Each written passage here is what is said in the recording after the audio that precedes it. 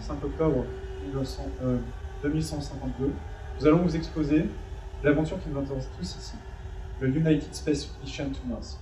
Cette mission a pour but d'établir une base pérenne sur la planète Mars. Le voyage, qui sera détaillé au cours d'une série de conférences, dont celle-ci est la première, nous intéressera tout au long d'un cycle. À travers ce cycle, nous tenterons de vous relater tous les détails de cette mission récemment lancée vers la planète Mars, en insistant sur les spécificités de celle-ci et sur toutes les nouvelles mesures prises à cette occasion par le United Space. Alors même que l'équipage du Stardust avance dans l'espace, nous avons su aujourd'hui leur parcours depuis le seuil des bureaux de recrutement de diverses agences gouvernementales jusqu'au début de leur voyage vers la planète. Il faut dire que tous les espoirs de la planète sont placés dans cette mission. Cette fois-ci, le programme spatial, contrairement au précédent, a su fédérer diverses agences de tous les pays pour donner naissance au United Space. Toutes les chances de réussite sont là, pour enfin toucher la planète. Oui, en effet, c'est la première fois que tous les pays de la planète se réunissent comme ça pour une cause commune, à travers un territoire qui est défini hors de la planète, et créent une agence commune, le United Space. Avant de se lancer dans cette aventure, rappelons les quelques échecs précédents qui doivent être effacés aujourd'hui par cette mission. Il y a d'abord R2R, Red to Red de l'agence spatiale chinoise, Mars One, Mars Expansion de la NASA. Toutes ces missions, si elles ont échoué, n'ont échoué pas à cause de problèmes techniques, mais à cause de problèmes humains, par manque de prise en compte de la dimension humaine. Aujourd'hui, enfin, le United Space est prêt à prendre cette dimension en compte. Il a donc revu tous ces critères de sélection, tous ces tests de sélection, pour exposer les aspirants spatiaux à une nouvelle batterie de tests composée, eux, pour développer une nouvelle créativité dans l'espace. Oui, l'accent pour cette mission, dans le cadre de la sélection des candidats, a été mis sur la souplesse d'esprit, le potentiel de créativité et le goût pour l'aventure. On a de nouveaux tests qui ont fait leur apparition, la batterie qui existait déjà, comme par exemple les épreuves MacGyver, nommées d'après le nom de ce héros de série télé du XXe siècle, capable de réparer à peu près tout, du sous-marin jusqu'au taille-crayon à l'aide d'une machine à laver. Donc à travers cette épreuve, qui est quand même une épreuve de survie, il ne s'agit pas seulement de survivre, mais aussi de faire preuve d'ingéniosité et d'être capable de prendre en compte tous les éléments de son environnement et de les combiner afin de survivre dès sa vie. On peut aussi noter l'apparition d'épreuves de créativité. Donc, dans ces épreuves, les candidats ne doivent pas produire de chef-d'œuvre, d'œuvre d'art proprement parler, là n'est pas le but. Le but est de démontrer des capacités créatrices et des aptitudes à jouer librement avec la culture, les codes et les signes qui la composent. Il y a différents tests aussi qui ont toujours été utilisés dans l'espace spatial, comme l'homéostat par exemple, composé comme ça de 4 machines qui réagissent selon le comportement de 4 participants différents.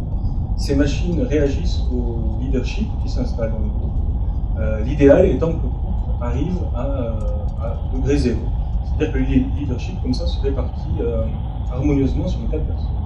Aujourd'hui, cette homéostat est revue également avec des paramètres concernant la créativité. Et l'homéostat s'équilibre quand la créativité est répartie de façon équilibrée sur les 4 candidats. Nous avons également le test de Rorschach, qui était utilisé en psychanalyse dans sa version archaïque. Ce test, en fait, est basé sur des tâches, et sur déclenchement d'imaginaire à partir de ces tâches. Aujourd'hui, ce test est enrichi, et pour les spationautes, il s'agit d'inventer des mondes, de voir des mondes, et seront sélectionnés les spationautes qui sont capables de voir le plus de mondes possible à travers. Oui, d'ailleurs, ce qui est mis en avant aussi, c'est un goût de la rupture, du voyage et de l'aventure. Il y a aussi certaines capacités qui sont demandées, puisque United Space a mis en place un système de hiérarchie tournante au sein des équipages, ce qui fait que la capacité à contester un ordre direct, à le remettre en cause si celui-ci semble totalement inadapté, est mise en avant. Du coup, pour tester la capacité des aspirants astronautes à être objectifs et autonomes vis-à-vis de la hiérarchie, ils doivent passer ce qu'on appelle l'expérience 2020. Dans cette expérience, le candidat est chargé, sous l'autorité d'une personne, d'électrocuter une troisième personne qui doit faire preuve de ses compétences d'apprentissage. C'est-à-dire que si la personne n'apprend pas comme il faut, elle est électrocutée. Au fur et à mesure des mauvaises réponses, le voltage augmente, et là, ce qui est demandé aux aspirants, ce qui est recherché chez les exprimants, c'est de montrer qu'ils sont capables de contester un ordre direct qui semble inadapté, absurde ou inhumain. Je crois que ce test est très important pour l'aventure qui nous intéresse ici, parce que tu auras une hiérarchie tournante, donc sur son autre navire solaire, le skipper changera comme ça au cours de l'aventure. Donc chaque membre de l'équipage sera amené à commander à un moment ou à un autre, ou à se révolter contre. Ensuite, nous avons le test Voigtkampf. Donc ça, c'est un test qui a été introduit seulement il y a une dizaine d'années dans la batterie des outils psychologiques. Il a été initialement conçu pour les aides synthétiques, pour mesurer l'empathie que ceux-ci pouvaient développer. Et tout se joue dans la pupille. Là. Oui, voilà. Dans le test, on regarde les dilatations de la pupille, et son utilisation a été étendue aux humains, afin de vérifier qu'eux-mêmes ne manquaient pas d'humanité. Donc, à la suite de tous ces tests, toute cette procédure de recrutement, un équipage de 6 membres a été établi. Il est composé de Alakili Rolls, qui est une spécialiste psychologue de caractère discret, qui a été choisie principalement pour ses capacités d'abstraction. Krista McLean, une spécialiste mécanicienne, qui possède un fort tempérament et qui est en recherche permanente d'aventure. Jitsuk Choi, qui est botaniste, qui est une personne très enjouée et curieuse, qui a été principalement sélectionnée pour sa grande ouverture d'esprit. Rafik Nassab, astrophysicien, rêveur avec un sens de l'humour particulier, mais aussi avec une forte capacité à voir les problèmes sous des angles inattendus, ce qui peut s'avérer très important. Vadim Lebovzhsky, un ancien mineur russe, homme de terrain avec un caractère un peu plus brut, mais qui fait preuve d'une grande générosité. Et enfin, Yo, qui est navigateur et historien, qui est un être synthétique doté d'une très grande empathie et passionné de littérature. Ça nous fait une belle équipe, et je pense que c'est toujours intéressant d'avoir quelqu'un qui travaille sur les trous noirs dans une équipe. Effectivement, c'est peut-être lui qui va être capable comme ça de revoir la navigation et tous les problèmes différents. Voilà. En tout cas, c'est un beau mélange déjà géographique, un beau mélange de compétences et de sensibilité. Je crois qu'on peut peut-être faire un ou deux communiquer. Oui, les sensibilités déjà s'expriment à travers les notes de mission, mission de sélection. Ici, on a un message de Krista McLean qui donc parle des sorties sous-marines. De nombreux tests ont été effectués sur eux. Elle dit ici, les sorties sous-marines sont de plus en plus fréquentes. Demain, nous devons entrer dans le caisson d'immersion qui simule une base spatiale. Nous y resterons un mois entier, peut-être même sans pouvoir communiquer avec l'extérieur. J'espère que nous aurons effectué une simulation de contact extraterrestre. Là, on voit à l'image une course d'orientation en scuba-dive. C'est une des épreuves sous-marines envisagées par le United Space. Ce qu'il y a d'intéressant ici dans le témoignage de Krista, c'est qu'elle nous parle d'une simulation de contact extraterrestre, ce qui était absolument totalement exclu 100 ans plus tôt. La NASA ne pratiquait pas du tout de simulation de contact extraterrestre, n'avait absolument aucun protocole à destination des astronautes pour leur spécifiant le comportement comme ça à avoir en cas de rencontre extraterrestre. Oui, en cas de situation totalement inenvisagée aussi. Enfin, là, inattendue, ou... pour la première fois, l'agence va plus loin et essaie de penser les rapports comme ça des plus étranges. Vadim s'est baladé en Asie du Sud-Est. Pierre Lafleur, psychoroboticien, nous décrit Yo, parce que les candidats synthétiques ont été nombreux. Yo a été sélectionné. Ici à Montréal, au Centre d'évaluation robotique de Montréal, Pierre Lafleur dit le candidat dénommé Yo et de lignée synthétique présente le potentiel nécessaire à la mission. De surcroît, son profil indique qu'il pourrait s'intégrer parfaitement au sein de l'équipage vert. Il a été décidé qu'il serait constitué pour le déroulement de la phase de sélection. Donc, Yo a effectué le travail en équipe. Ici, on a des images de curling humain. Rafik en parle. Il parle des talents de Jisoo, superbe lanceuse, qui a fait gagner son équipe à Paris. Voilà donc quelques exemples de tests. Oui, voilà. Et pour permettre à tout cet équipage de bien vivre le voyage et d'arriver dans de bonnes conditions pour cette adversion mince, le vaisseau est tout de même doté d'un stock conséquent. Ici, on a un extrait du livre d'embarquement de United Space Mission to Mars qui est relatif aux denrées et équipements propres aux membres d'équipage. Voici quelques éléments qu'il contient. Je ne peux pas relever tous les plats en quantité suffisante. Piment, wasabi, gingembre en poudre. Une petite radio, des compotes en ration individuelle à raison d'une ration par jour pendant 1 an. du pemmican en ration collective, des rations collectives de légumes déshydratés, des stocks de nourriture vivante, moisie, fermentée, tels que des fromages de chèvre, des œufs, de roquefort ou de la viande faisandée, une petite champignonnière, un dispositif hydroponique avec un stock limité de graines, des pilules et médicaments divers, un stock de contraceptifs constitué d'un nombre d'implants de type masculin et féminin suffisant pour tous les membres de l'équipage pendant 3 ans, des casse-têtes, un jeu d'échecs comprenant les variantes à l'assaut de la 11e dimension, la bataille de Hoth et les stadelles triple de Proxima, des paires de raquettes de ping-pong et des balles de ping-pong. Nous saurons bien sûr aussi embarquer des expériences. Nous voyons ici une méduse, Turritopsis nutricola. Cette méduse est une méduse qui est biologiquement éternelle, c'est-à-dire que ses cellules se régénèrent. Ces cellules sont capables donc de freiner le mécanisme de vieillissement. Elles sont donc capables de se régénérer, de rajeunir. Cette méduse est donc indestructible, plus elle sera donc envoyée dans l'espace et sera placée dans un aquarium à l'extérieur du vaisseau, un aquarium extravéhiculaire qui sera exposé aux rayons. Le but de cette expérience est de tester le contrôle des rayons cosmiques sur les thermos. Et là, vous avez d'autres expériences ici, le but de cette expérience est de tester la procréation des hippocampes dans l'espace pour arriver à réintroduire l'hippocampe quasiment disparu. Oui. Et déjà là, nous voyons que pour rejoindre leur vaisseau, les spationautes doivent emprunter un ascenseur orbital, un ascenseur international qui se trouve au milieu du Pacifique. Il s'agit d'un long filin rattaché à la Terre, et grâce aux propriétés de la gravité, ce filin peut tenir droit perpendiculairement et rester comme ça dans l'espace, ce qui permet de mettre au bout une station spatiale où peuvent s'effectuer des lancements de vaisseaux.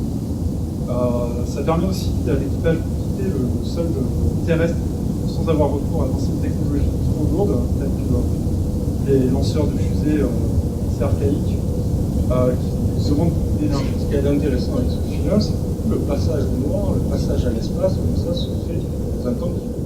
Voilà, avant les astronautes, en quelques minutes. Et là, le voyage dure quand même plusieurs jours.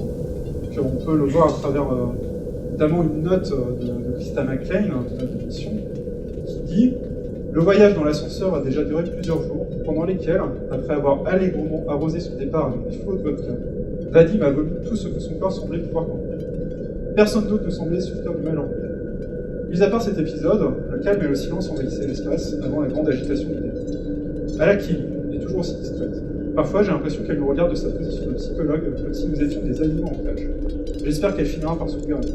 Le véritable lancement de la mission est pour demain. » Comme en miroir, un témoignage d'Alaki, message envoyé le 7e jour, à 3h20, vêtements légers, la poussière vole, la tête de Christa se transforme en méduse. On flotte, il fait nuit. Oui, tout à fait. On peut aussi rappeler que Alaki, pour ses épreuves de créativité, a produit un recueil de poésie.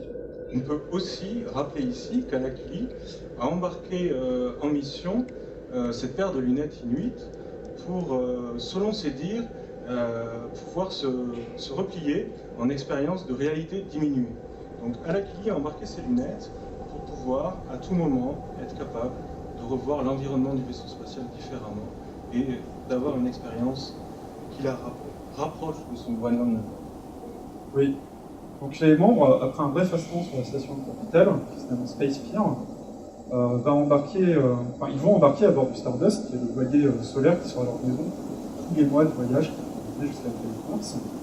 Puis après quelques temps passés dans l'ombre de la Terre, le voilier sera éclairé par notre soleil qui nous permettra de prendre son impulsion pour commencer son voyage.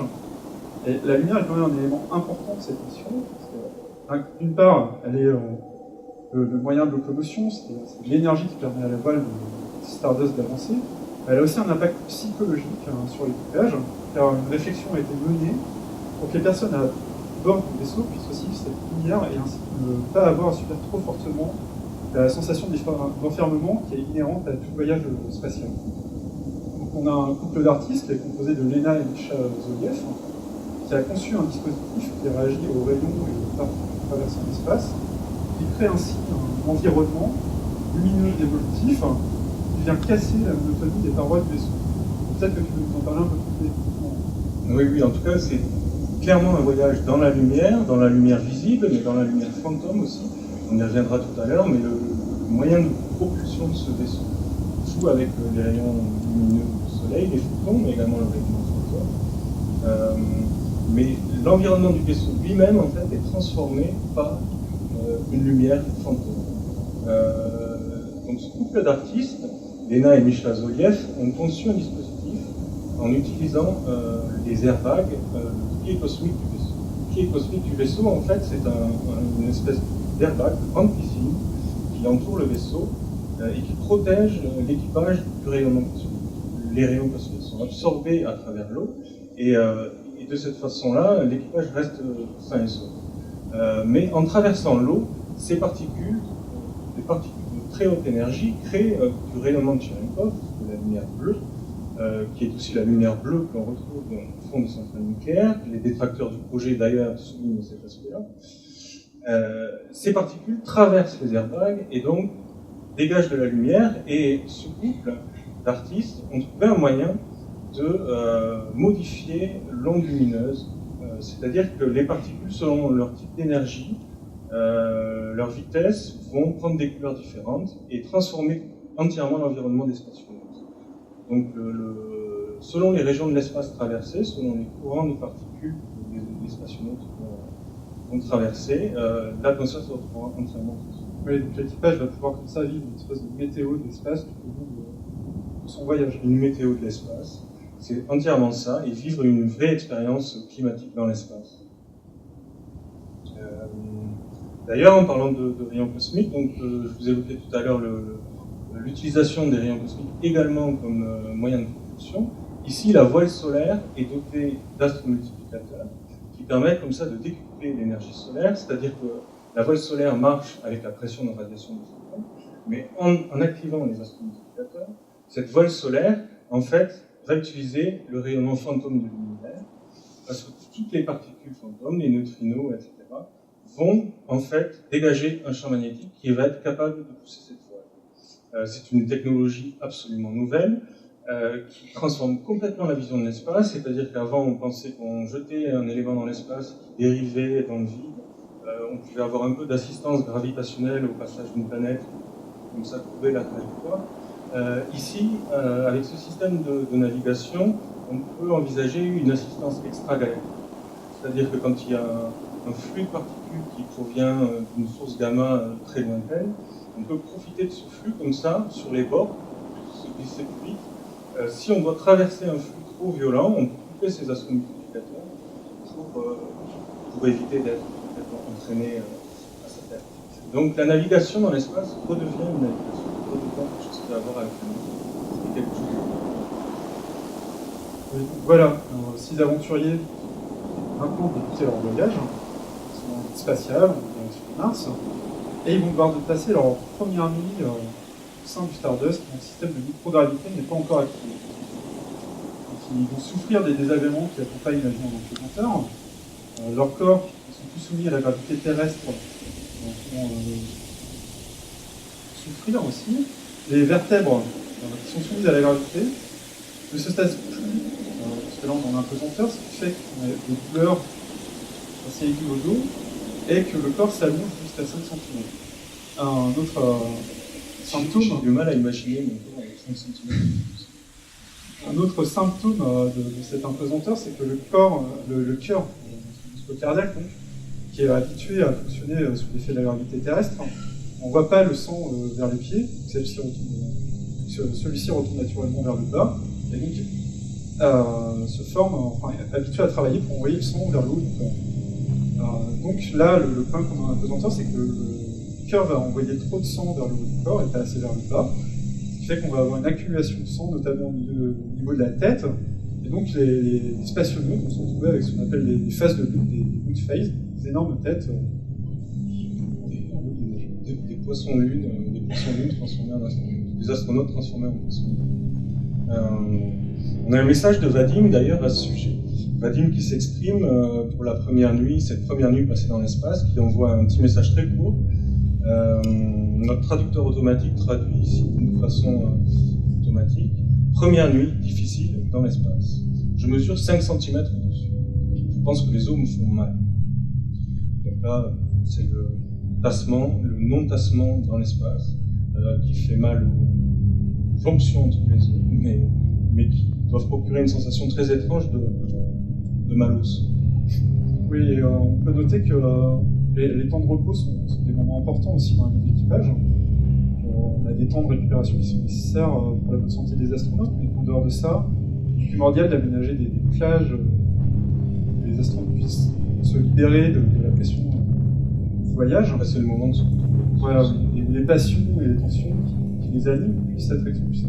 Donc, pour cela, le vaisseau est équipé de modules gonflables qui sont annexés donc, aux autres modules déjà présents et qui peuvent être déployés quand cela est nécessaire pour faire par exemple une piste de salle de bal de l'espace. Et déployés sur Mars évidemment, mais aussi. Oui, voilà. On peut faire la fête dans l'espace grâce à ces modules. D'ailleurs, une fête aura lieu au point de Lagrange 2, où la mission Sunjammer de la NASA avait, à l'époque, en 2015, déposé les cendres de Gene Roddenberry, le créateur de Star Trek, et de sa femme Major Barrett. Oui, voilà. Donc, notre équipée va nous amener par ce point de Lagrange 2. Donc, une fête. Et aussi, dans cette optique de temps de repos, il y a une attention toute particulière qui a été portée à un élément qu'on considère comme essentiel à bord du Stardust. Il s'agit de la bibliothèque de bord. Donc, comment concevoir une bibliothèque de bord dans un espace aussi restreint que le Stardust? Est-ce qu'il faut totalement la dématérialiser? Et quelle est l'importance de l'objet livre dans le rapport à la lecture? Pour des questions de place, il semble au premier abord plus simple de n'embarquer qu'un ensemble d'ouvrages numérisés, dont le stock pourrait être renouvelé à distance, et d'abandonner le support traditionnel du livre. Mais c'est là aussi où on abandonnerait tout le rapport affectif qui se construit avec le livre à travers sa manipulation.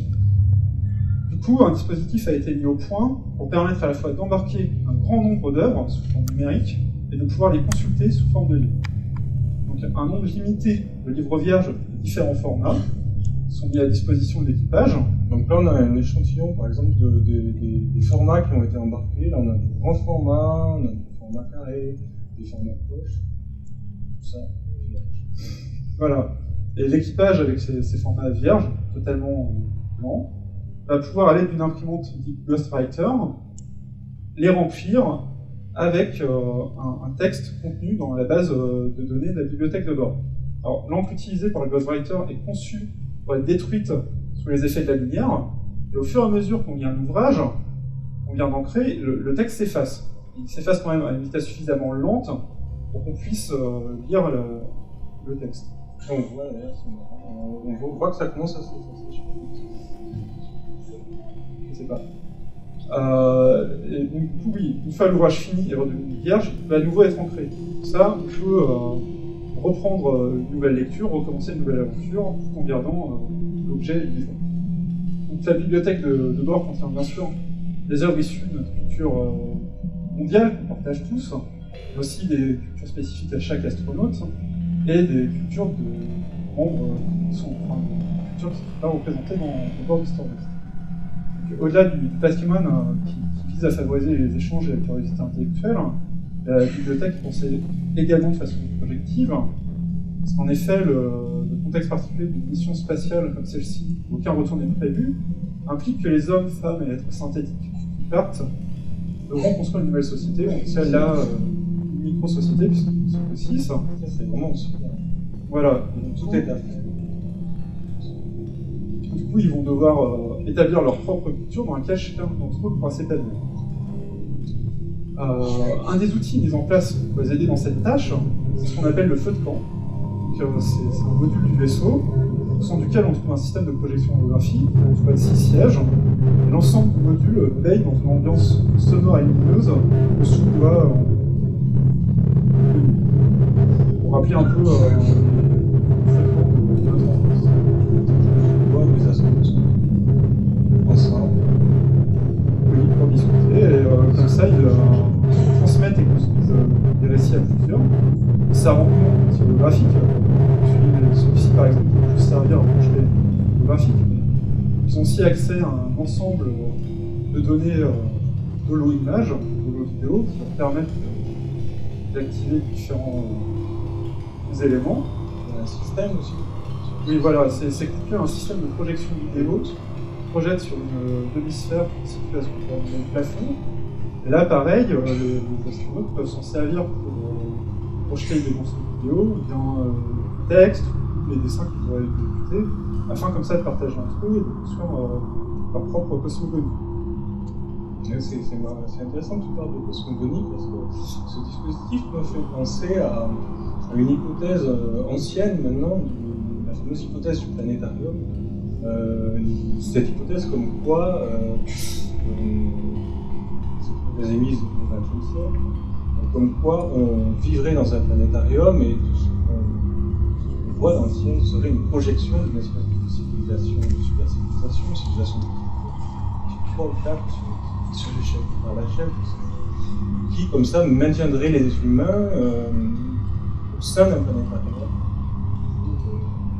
pour une quelconque expérience scientifique. Au-delà de l'aspect comme ça assez terrible que l'humain engage, il y a quand même cette idée de simulation et de vraiment reconstruire soi-même sa propre simulation, soi-même son planétarium, soi-même sa société. Et là, l'équipage va faire ça, et c'est ce qui les attend sur Mars. Oui, puisqu'ils devront pouvoir tout s'approprier afin de se reconstruire une véritable société. Et on peut imaginer que pendant le temps du voyage, ils vont déjà construire une culture autour de ce truc. Voilà, c'est une première culture spatiale. Et après, il ne faut pas croire que la vie à bord du Stardust va toujours être aussi paisible. On va passer son temps autour du temps à discuter. Il y a quand même des dangers à voyager en vide spatiale. Et on peut, par exemple, là, vous montrer ce que les astronautes peuvent expérimenter dans le cadre d'une tempête de particules. On va lancer la simulation, là.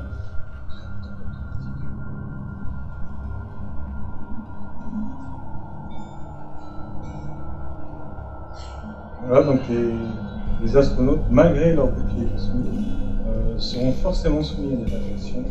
Un second bouclier, un bouclier secours, qui est un peu le bouclier vraiment d'ultime cas d'urgence, peut les protéger de ce type de radiation. Oui, et le 19 mars 2152, juste après le lancement du vaisseau, l'équipage est surpris par les rayonnements d'un quasar qui peut être prévu à temps par la cellule de veille galactique. La météo spatiale est bien plus complexe que la météo nationale.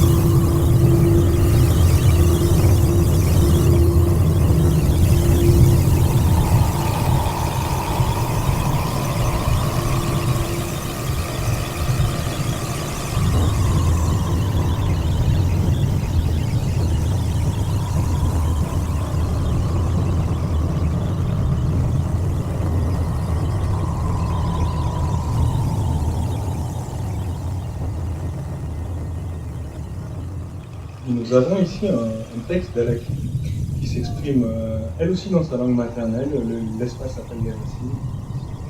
Nous allons essayer de voir un peu ce qu'on peut faire avec notre langue. Iji galuga yani ilulagat ila jbiju sukanut pamilu kisavuntai mai kanda. Les yeux comme des lentilles pleines de neige scintillante, constellées de trucs électriques que vous soumettez à vous. Uji sugnik kanu Sukan nani pusat yogo yasai tatsanu tarok sukanimu En observant les anémomètres galactiques, nous avons mesuré une forte accélération des précipitations de protons et d'électrons, au-delà de toute prédiction. Si ce couple pojar ni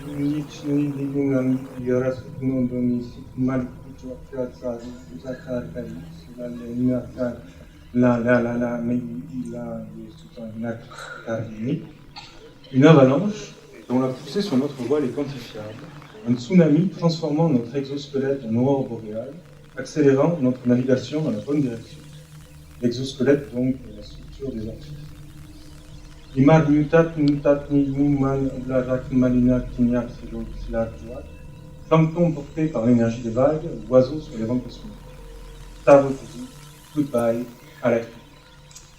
Oui. Alors, après cette simulation de tempête, et pour rester dans cette idée de simulation, et même aller plus loin, on peut dire que le vaisseau Stardust a été conçu dans l'optique de devenir l'univers personnel de ses passagers, que tout est fait pour qu'ils puissent s'approprier vraiment l'intérieur du vaisseau qui est mis à leur disposition, le moduler et l'aménager à leur convenance. Cet univers qui va se construire dans le du Stardust est le germe d'une future civilisation spatiale, parce que déjà les spationautes en partance pour Mars, c'est vraiment des terriens, même s'ils ne sont pas encore des martiens. Et cet univers qui est maintenant leur est exploitable par eux jusqu'à l'espace se situant sous la coque, dont l'eau contenue dans une bouteille, où des levures et des moisissures sont cultivées. Donc à quoi servent ces cultures et qu'apportent-elles à l'équipage? Alors ces cultures, on les imagine donc à l'intérieur des airbags, baignées par cette lumière Cherenkov dégagée par le dispositif. La culture de ces moisissures en fait est devenue quelque chose d'absolument vital dans l'espace. Il faut dire d'abord que la question de la perte du goût dans l'espace est toujours d'actualité. Une centaine de recherches sont menées là-dessus. Un astronaute perd le goût instantanément et il perd plein. Aujourd'hui, nous avons donc United Space, un centre de recherche basé à Chengdu, qui s'appelle le United Space Mission to Mars Chengdu Space Research Center, le centre de développement et de culture du goût dans l'espace, Chengdu. Il y a des antennes à Tokyo, dans la ville de Tokyo, à la cuisine royale de Bangkok, à Roquefort, bien sûr, Trinidad et Tobago.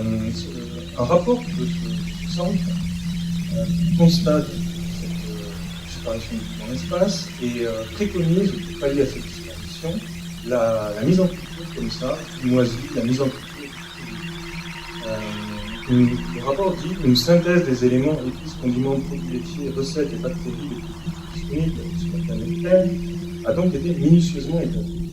L'idée simple étant par là même de pouvoir alimenter décemment l'humeur de l'équipage lors d'une United Space Mission. Donc, tout un tas de tests ont été effectués pour trouver quel type de moisissure, quel type comme ça de bactéries on pouvait cultiver dans l'espace pour donner du goût. Ce qui est d'autant plus intéressant par rapport à la simple salade cultivée dans l'espace, c'est aussi la rentabilité de production. C'est-à-dire qu'avec très peu comme ça de choses à fermenter, par exemple, ou de acarl produit in vitro, là il ne s'agit plus de steak haché in vitro, comme on dit, mais le acarl qui est le requin faisant d'eau qui se vendait, peut être produit in vitro. Et ainsi alimenter l'équipage qui s'en réjouira presque. La base de ces recherches vient en fait d'une vieille expérience qui a été menée au XXe siècle par un astronaute français qui avait amené une patte de chèvre dans l'espace. Cette patte de chèvre s'est retrouvée dans l'espace, sans frigo, et donc a évolué comme ça. Et cette patte est devenue vivante et est devenue le seul aliment qui est réellement avec dans la capsule spatiale. Ça fait le grand bonheur de tout. Ah, si je me souviens bien, il y avait embarqué une quinzaine de chèvres. 17 exactement, 17 jours de mission. voilà, un par jour, on va partager avec le reste de l'équipage, pour monter à prendre un but très compliqué. On peut aussi dire que ces recherches, que ce soit à Chengdu, dans le transporteur de Tokyo, et puis une variable de Bangkok, de Roquefort, de Gade, a donné lieu à l'établissement d'une liste, qu'on appelle la liste Outer State 3000, qui préconise les goûts à cultiver dans le cadre d'une mission spatiale. Le goût du dehors. On a un message d'ailleurs de Jisoo qui s'exprime là-dessus, en coréen. Elle dit c'est une bonne miso, on paye dans la bouche, tout l'espace autour. Le traducteur a traduit Gwanjang, qui est le soja coréen, en miso, donc c'est les concurrents, les japonais, parce que le soja fait toujours l'objet d'une guerre entre les japonais, les chinois et les coréens.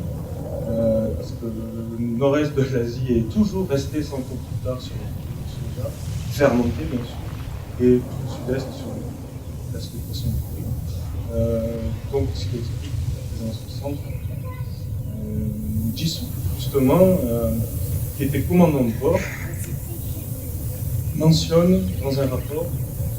Oui, elle mentionne la présence. Et voilà. Justement, mentionne quelque chose d'étrange, c'est la présence d'anomalies organiques d'origine inconnue sur la coque externe du vaisseau. On a aucune piste pour le moment.